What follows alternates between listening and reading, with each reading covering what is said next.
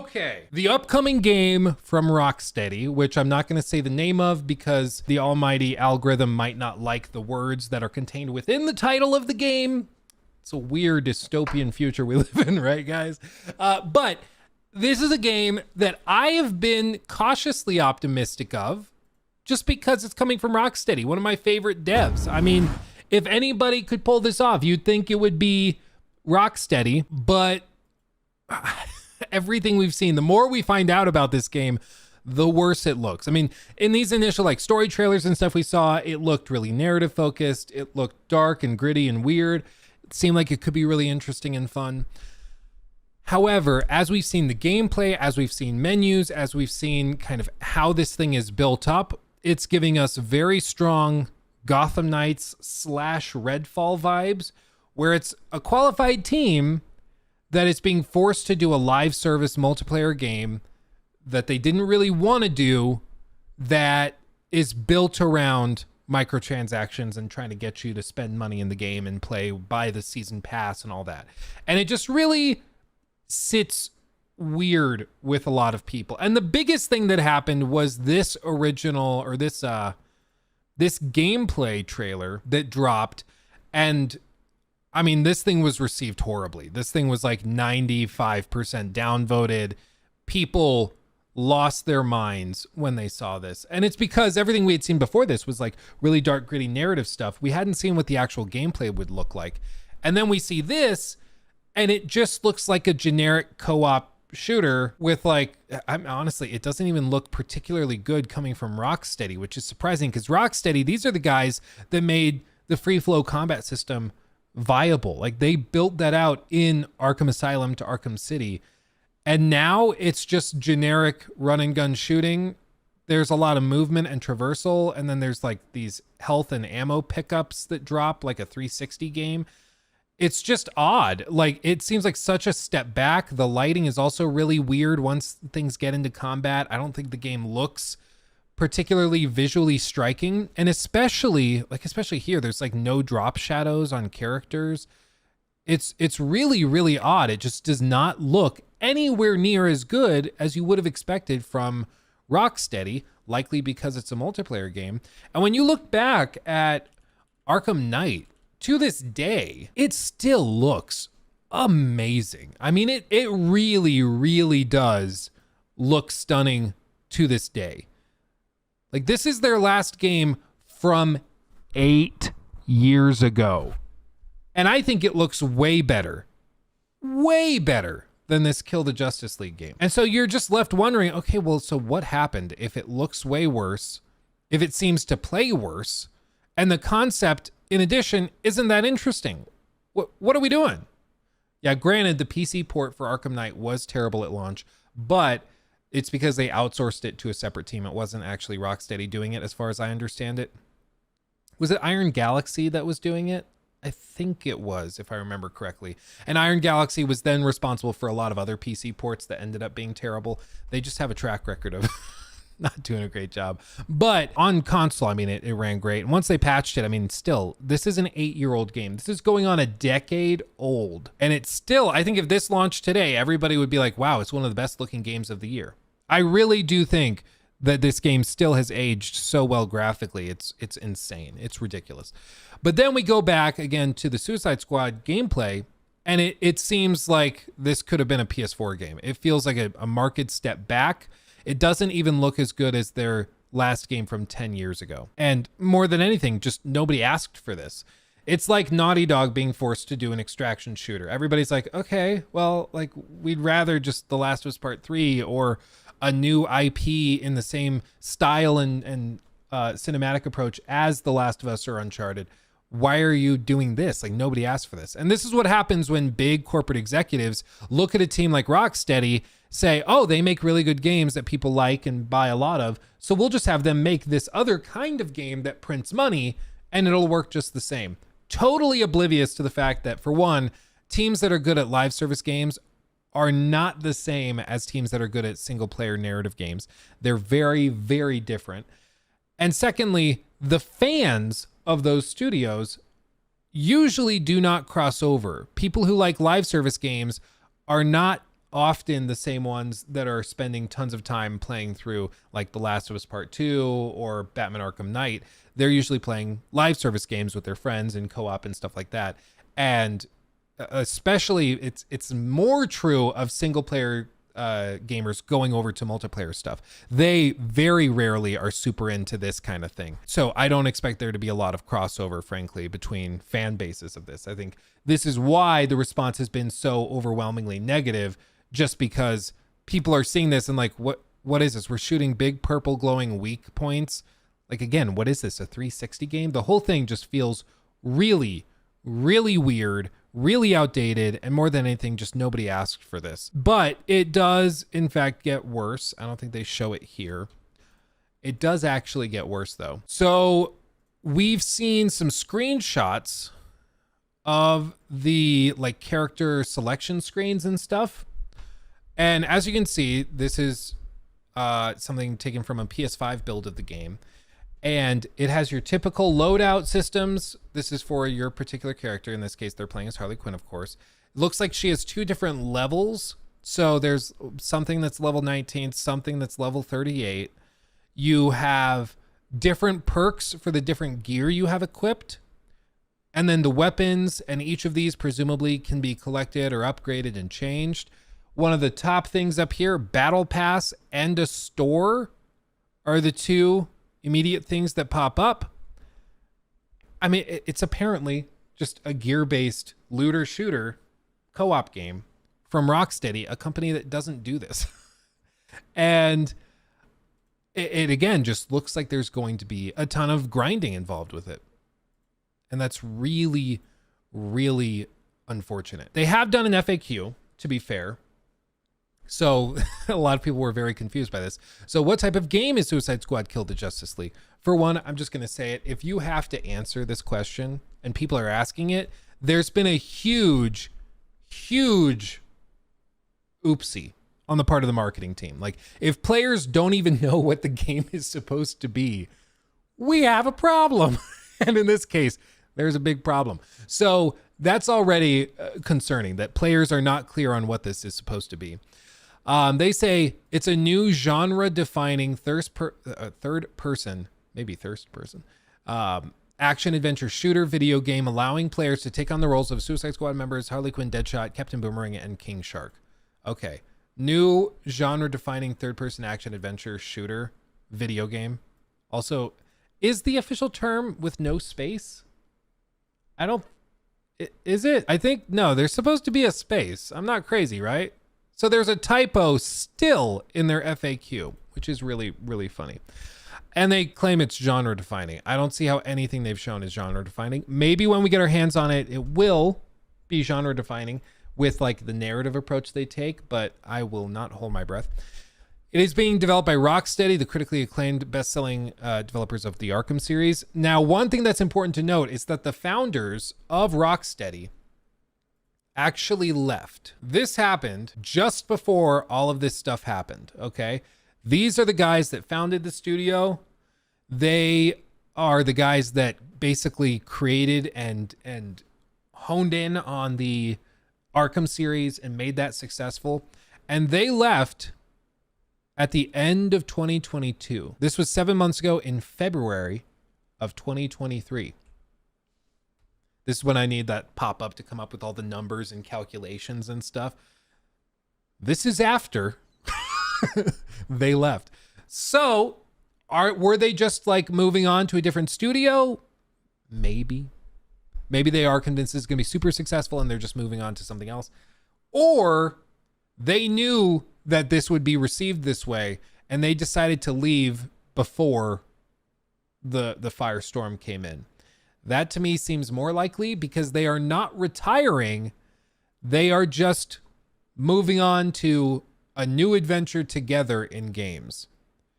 Seemingly moving on to either start a new studio that they can actually have their say in, or whatever else. And I'm sure they got their bag. I'm sure they made some good money, but it seems like they bailed right as they were about to showcase what you would hope is their best game yet. Every studio would hope that their next game is the best game they've ever made. And they're deciding to leave the studio right before it's revealed. They left. So that was very, very interesting that the founders and a lot of other talent has left since this was in development. Because again, it's been 8 years since their last games. So very suspicious. Very suspicious. Who's publishing? It's Warner Brothers. Warner Brothers, same guys that forced them to put all those loot boxes in Shadow of War. Totally killed that game with the over monetization of it. So that's concerning. They also forced the other Arkham studio, Warner Brothers Montreal, to develop Gotham Knights. And I mean, we all know how Gotham Knights ended. So it was clear they didn't want to make a multiplayer game. They were forced to, and it ended up being a total disaster. When will it release? February 2nd of this coming year. As for why it was delayed, it was interesting. They showed off this gameplay trailer, and people really had a very negative response. You can see they originally had it announced for May 26th of 2023. And then they delayed it by almost a full year, almost like 9 months, to February of this coming year. They claimed it was for like polish and stuff. Anybody who's hoping that this was to like magically rework the game, I think is delusional. I think their whole goal was to probably delay it, maybe actually polish, to avoid a Gotham Knights situation. And then also maybe they're trying to shift around the store stuff however they can to make it look better. But frankly, there's no saving this. The game's been built from the ground up to be a looter shooter, and Rocksteady fans are just frankly not that interested in that. So it's been delayed a lot. It's weird. It's coming to PC and the Epic Game Store. It will be on PS5, Series X and S. And let's see. They go through that. This is just standard stuff. Yeah, can players go through the entire game as the same character? Yes, you can go through the entire game as any of the 4 main characters. They can swap between characters when they're outside of active missions. Does it select or support local co-op? Co-op will only be available online with an internet connection. It will not support local co-op. It can be played solo with up to 4 players in online co-op. But if you play it solo, and this is something we saw in some of the gameplay that came out, you will just be matched with bots. So you'll be playing with bots, filling out the rest of your crew if, for whatever reason, you don't have people to play with. If you're lonely like me. Is an internet connection required to play? Yes. An internet connection is required to play solo or co-op. You cannot play it offline at all. They also go on, is a gold or PlayStation subscription membership required? No, you won't be required to have that on these consoles just to play the game, but you will be required to have one of those memberships if you want to play co-op, which that's not really a shocker, but at the very least, it's nice you don't have to pay for an online subscription just to play the game. Like the always online doesn't necessarily affect that. And then they go on.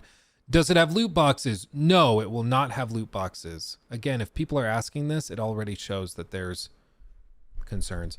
Suicide Squad Kill the Justice League will have a post-launch cosmetics-only battle pass system to earn new outfits, emotes, and other items to customize playable characters. Each battle pass will have free tiers available at no cost to all Suicide Squad Kill the Justice League players, along with premium tiers that will be available via an optional in-game purchase.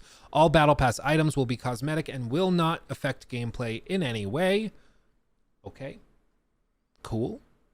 I like to see that. Yeah, they'll be targeting 60 FPS. PC will be different, but they're targeting 60 FPS, which is maybe why we've seen the visual fidelity drop so much since Arkham Knight. And they plan to have post-launch content, new missions, new earnable characters available at no cost. All of this is kind of a bummer because, again, it's just not what we were hoping to see from this studio. Again, the best example would be like taking a Naughty Dog, this hits close to home, and forcing them to make an online multiplayer game. It just doesn't really work. And we've seen it because the guys from Destiny went over, met with them, saw the game, saw the Last of Us factions, and basically ordered PlayStation to put it on ice because they were so unimpressed. They thought it didn't have the stuff to keep players engaged long term. They didn't think it was going to be profitable enough, and they put it on ice. They were like, nope, this just doesn't work. And it's, again, because teams that make live service games are different than teams that make really good single player games. They're not the same thing. One prioritizes the player experience over everything else. The other is built to milk you. And they're just different, okay? It doesn't work. It doesn't work. You can't just have that good team that made The Last of Us also make Call of Duty and expect it to do well. It just doesn't work. It doesn't work. So it's been kind of all quiet for the last good bit. Nobody's really heard anything else from Rocksteady or Warner Brothers on this game, and it seems like they are kind of in a mad dash to figure out how to save this, because they have spent millions upon millions of dollars. I mean, again, 8 years with nothing coming from Rocksteady, no extra profitability coming from them, just no revenue coming from them. 8 years have gone by, and this was supposed to make up for all of that time and then some with a game that just prints money. And the response has been horrific. And as we've seen with live service games, there's a really interesting thing that happens in the gaming community where if a game is not cool, it will fail. It will fail. Like, because you need streamers to drive players to the game. You need streamers to keep it alive. I know, like, this is cringe or whatever, but it just is the case in the modern day that if a game wants to be live service and be successful, you have to have online creators interested in it to play it and drive their community to it. Like, some big streamers can keep a game alive almost single-handedly. We were talking about Jinxie before this, and he has been huge for the Rainbow Six community.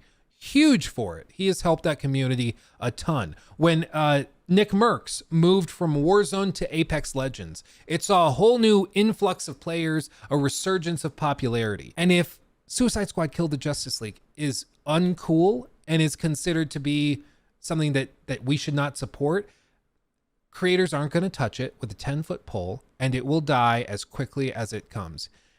And I think they know that, which is why they've delayed it 9 months, and they're really desperately trying to come up with some way of saving this.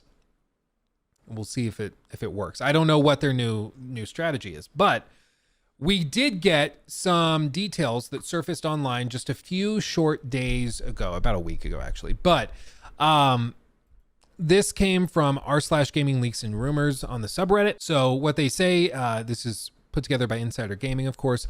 The new Suicide Squad Kill the Justice League details reveal the game's price, editions, and details. Whilst typically such posts would be considered just a rumor, one of the subreddit moderators has given the post a legit tag and has verified the user's claims. So this is not speculation. They've confirmed this. According to the leak, an internal, not final, trailer of the game was shown at a trade show, revealing that 2 versions of the game will be released. The deluxe edition will cost £100, so probably $120 US, 110, 120, depends on how they price it, and will grant players access to the game 3 days before the official release. Gotta love that early access, baby. In addition, players will also get battle pass points and extra costumes. That's not really a surprise. The day 1 edition, on the other hand, will cost $70 and will grant players extra costumes. I mean, so I guess if you pre-order, I think day 1 edition, they mean the pre-order edition. So if you pre-order, you get extra costumes. Otherwise, you'll just get the regular game without that stuff. Details on the game itself include real-time weather, stated in the behind-the-scenes trailer, day-night cycle. Metropolis is twice the size of Gotham in Arkham Knight. Knight is misspelled. That's funny. Rocksteady is working on 1 year of extra content. Just 1 year, which I find a little interesting. They state clearly you can play the game co-op online or play it all solo and switch between the 4 different characters. Again, always online. Has to be always online. The trailer makes a point that the players should play how they want to, makes a point that each character has distinct traversal and distinct combat. Deadshot is gunplay and the others are more melee focused.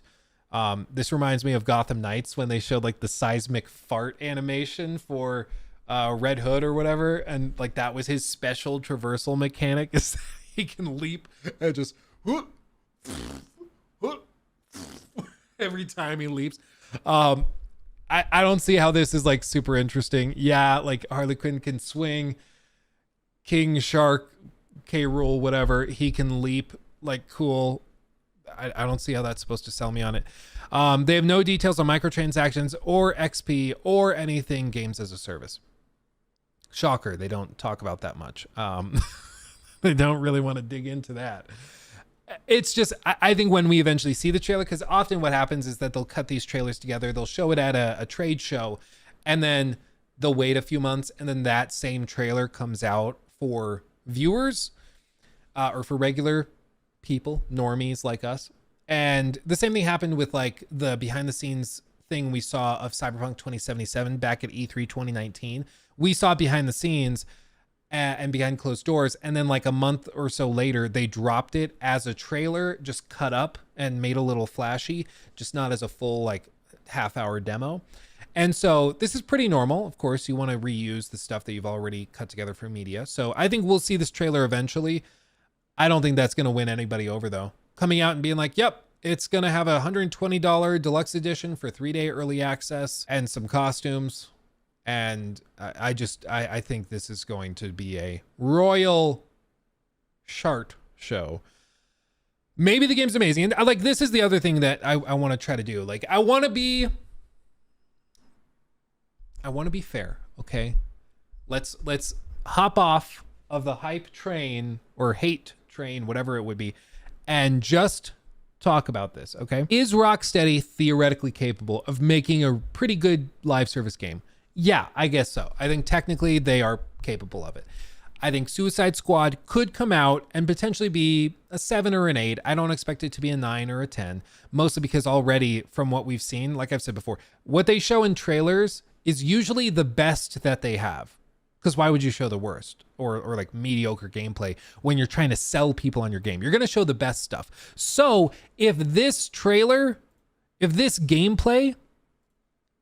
is the best that they have, I'd hate to see what the worst is like, because this looks pretty lackluster and mediocre, shooting little weak points on tanks and stuff. Like, if this is the best that they have, I'm really worried for the worst. So based on what I'm seeing here, I don't see this thing scoring above an 8. And that's assuming that like the narrative is really, really good. That's assuming that there's huge cinematic encounters, that it's not super repetitive, that there actually is a really robust combat system here. That's assuming all of that stuff, which is not necessarily a given. Because again, Rocksteady has only ever done the free flow combat system stuff with like the Arkham Knight games, or Arkham Knight, Arkham City, and Arkham Asylum. This is very, very different. And as we've seen plenty of times before, when studios try something very, very different for the first time, often it doesn't end super great. So I'm guessing this thing does no better than an 8, and that's best case scenario. More likely it's a 6 to a 7. And setting all of that aside, even if like this was in a genre I was hyped on and I liked, even though hype makes you stupid, check it out, links below, I still don't think like this is what I want from Rocksteady. Like even if I like live service games and I was looking for something new to play with my friends, I am still so freaking bummed that this is what they've been forced to make after 8 years. Arkham Knight was a triumph in a lot of ways. It was a blunder in a lot of other ways, with like the double down on the bat tank. But there was no doubt that Rocksteady was one of the top developers in the world. And this looks like it could have come from Ubisoft. Like it does not look like it was coming from one of the top 5 developers in the world. And I get the feeling that that's maybe why Jamie Walker and Sefton Hill left right before they revealed all of this, because they've seen that this game is just not something that they're super proud of, and they probably didn't want to put their name on it. They said, yep, we've been at the studio all this time, but we're going to leave before this launches, because they knew what their fans wanted and they knew that this wasn't it. Or maybe it's just a coincidence. Maybe. But the whole thing stinks of corporate intervention, corporate screwing with to try and force a narrative studio to produce a live service game. And once that funk has overcome a studio and a game, it's next to impossible to shake it. It really is. Sometimes there can be like, you know, the No Man's Sky situation where they come back and win everybody over because the game is so amazing. But live service games are made or broken on the first like month of participation, because server costs and infrastructure costs are so high for live service games that if it's not profitable within the first month, the executives will just gut it. They'll just cut it out. And we see Rocksteady is planning a single year of support for this. That to me suggests that they maybe are banking on this not being super popular after a year, which for a live service game is actually not that long. So I already get the vibe that they are not super, super confident about this. And the 9-month delay was really, really weird, because what they showed in terms of gameplay looked polished enough. Like, it looks like it's running steady. It definitely is clear they're targeting 60 frames, but visually I think it's pretty lackluster. Especially the lighting on the ground is really, really poor. Like I said, there's no drop shadows. It looks very, very cartoony. The whole thing is just odd. And this is coming again, all the random crystals. This is the other thing I can't stand. I mentioned this before. It's the Fortnite-ification of games. And I understand, like, we got Brainiac, we got all this stuff going on. But why does every game nowadays that also ends up sucking get overwhelmed with purple crystals everywhere? It drives me crazy. It drives me crazy. It's everywhere. Even Far Cry 6 did it with that expansion DLC thing they did, which was all about like these purple crystals and warp and stuff. Like, it's so weird. It's so weird to me. But they double down on purple crystals, and here they're doing it too. It's almost like what is the term? The term for colorful animals and fish using bright and conspicuous coloration to signal their toxicity and unpalatability to potential predators is called aposematism. Aposematism, okay?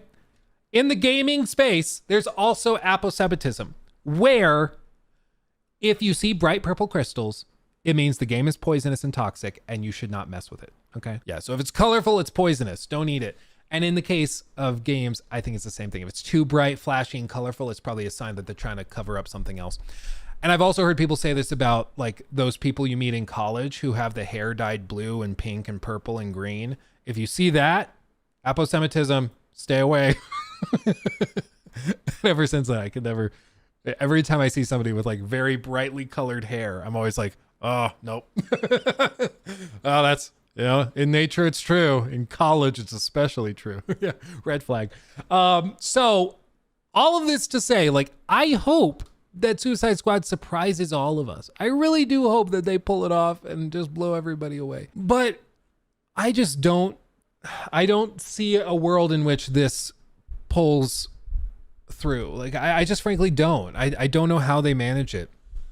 I think there's like, in some alternative universe, they show off some more trailers that really showcase it as a narrative heavy game. And that probably wins some people over. But once you start playing the game and it's a looter shooter co-op game, I just don't see many people wanting to double down on that. You know, I don't see how this works out. I think the 3-day early access will be interesting.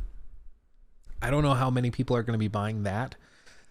There's been rumors of Xbox trying to get it for Game Pass. I think because there were those leaked documents, or the documents that came out during the FTC thing, that showed how much Xbox was thinking they would have to pay to get it on Game Pass day one. And it was something egregious. It was like $250 million or something. And I would guess, as far as I know right now, it's not coming to Game Pass day one. And I would guess if they're smart, they probably shouldn't pay that, because I don't think that many people are going to be that interested in it.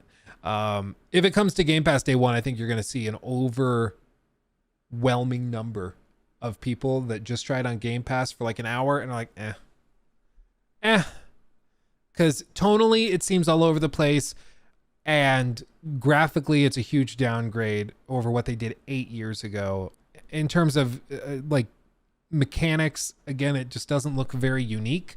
It looks like Sunset Overdrive mixed with, I don't even know, Brawl Stars. It's just something outrageous. And it just doesn't look very even fun at its core. And that's If it is fun at its core, if it is actually a great game and you know, we're all just completely confused, there's still a problem because they've done such a terrible job of communicating what the game even is. They had to do a huge FAQ to try and explain with the top question, what type of game is it? People don't even know what kind of game it's supposed to be. That's how poor of a job they've done with communicating that. And I just don't see that magically changing or them magically figuring out how to market this. The 9-month delay might help it, but a 9-month delay is huge.